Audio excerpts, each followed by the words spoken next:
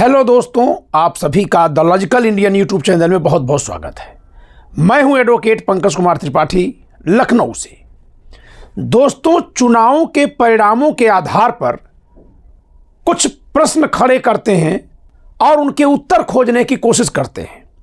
ऐसा करने से आप सबकी राजनीतिक समझ बढ़ेगी। चुनाव परिणामों को जो आप बाइनरी में देखते हैं, बहुजन बनाम सवर्ण, हिंदू बनाम मुस्लिम, एससी एसटी और ओबीसी मिल जाएंगे तो सारा वोट मिल जाएगा, सवर्ण संविधान को वोट देते हैं कि नहीं देते हैं, ये तमाम बातें अलग अलग परतों में छिपी होती हैं, तो ये सब समझ में आने लगेंगी।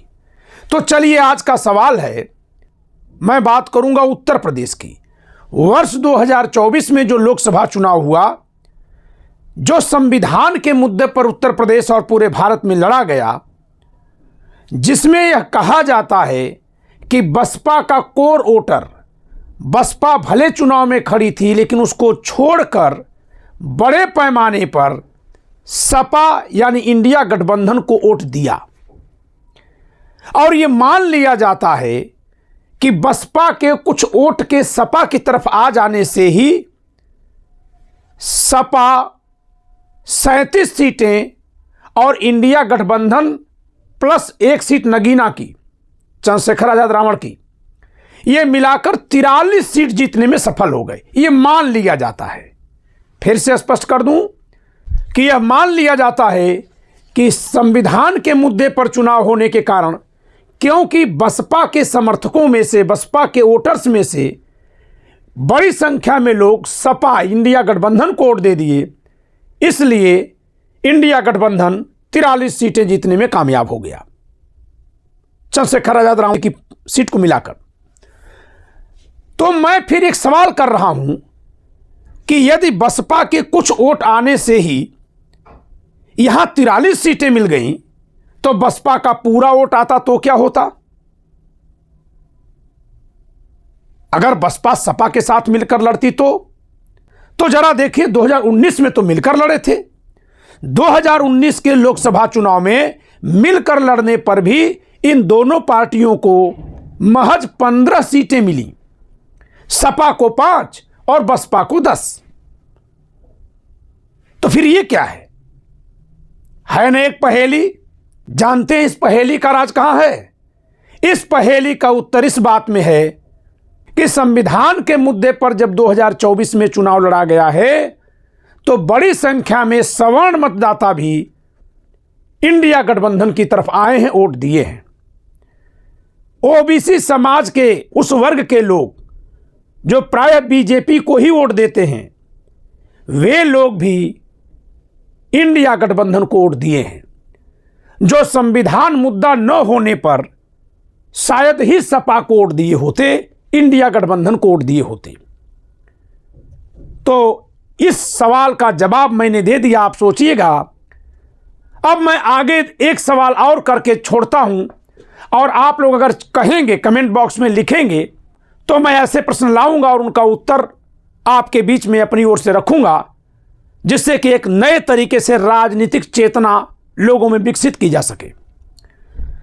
दोस्तों, उत्तर प्रदेश में भाजपा, सपा और बसपा, ये 1, 2, 3 नंबर की पार्टियां हुआ करती थी, और इन तीनों के बीच सीटों का इस तरह से बंटवारा हो जाता था कि वर्ष 1991 के बाद से यहां हमेशा त्रिशंकु विधानसभा रही। लेकिन त्रिशंकु विधानसभा होने पर भी तीनों में सबसे कम सीटें मिलती थी बसपा को, बीएसपी को। फिर आखिर ऐसा कौन सा मतदाता वर्ग बसपा के साथ 2007 में जुड़ा, और क्यों जुड़ा कि एकाएक जो 1, 2, 3 तीसरे नंबर की पार्टी थी बसपा, वो 1 नंबर पर पूर्ण बहुमत में आ गई?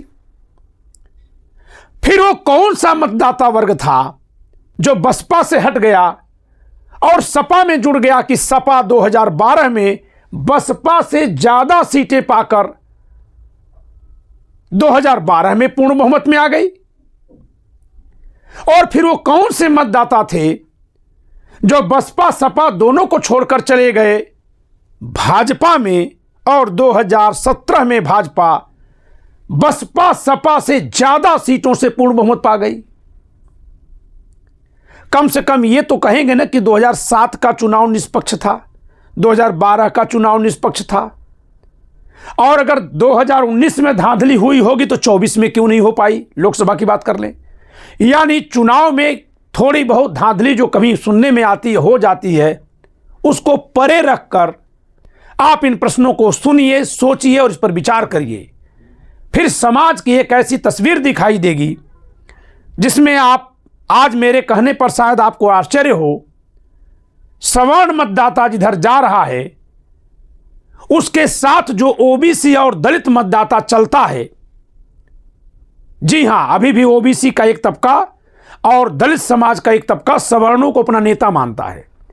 ये जिधर मूव कर रहा है हमेशा उधर सीटें बढ़ रही हैं। ये मैं मोटा मोटा उत्तर दे रहा हूं, फिर आप कहेंगे तो इस पर हम लोग परसेंटेज वाइज, सीट वाइज, प्रत्याशियों की जाति वाइज भी समीक्षा करेंगे। तो मुझे लगा कि यह सवाल आपके बीच में डाला जाए कि बसपा के महज कुछ वोट आ जाने से यदि सपा को, इंडिया गठबंधन को आधे से अधिक लोकसभा सीटें 2024 में मिल गई तो 2019 में फिर इसी सूत्र पर अगर देखा जाए तो सपा बसपा का तो गठबंधन था, सीटें क्यों नहीं मिली थी? उम्मीद करता हूं कि आप मेरे सवाल को समझे होंगे। बस एक निवेदन करूंगा कि सवर्ण मतदाता को मैं क्रेडिट दे रहा हूं, ऐसा मत सोचिएगा। दरअसल बात यह है कि जिस समय बसपा और सपा पूर्ण बहुमत में आई हैं उस समय भाजपा का ग्राफ गिरा होगा, देख लीजिएगा, जिससे यह साफ है कि सवर्ण मतदाता भी इधर से उधर होते हैं। अब मैं इस पर भी चर्चा करूंगा आगे, यदि आप कहेंगे तो, कि कौन सा कारण था कि 2007 के चुनाव में सवर्ण मतदाताओं का कुछ हिस्सा बसपा में गया, फिर क्या कारण पैदा हो गया कि 2012 में सवर्ण मतदाताओं का बड़ा हिस्सा, जितना बसपा में गया था उससे ज़्यादा बड़ा हिस्सा सपा में चला गया था। यही कारण है कि बसपा जो 214 सीट पाई थी 2007 के चुनाव में, पूर्ण बहुमत पाई थी, तो सपा 228 से 230 सीटें तक पा गई थी। तो हम लोग इस पर चर्चा करेंगे।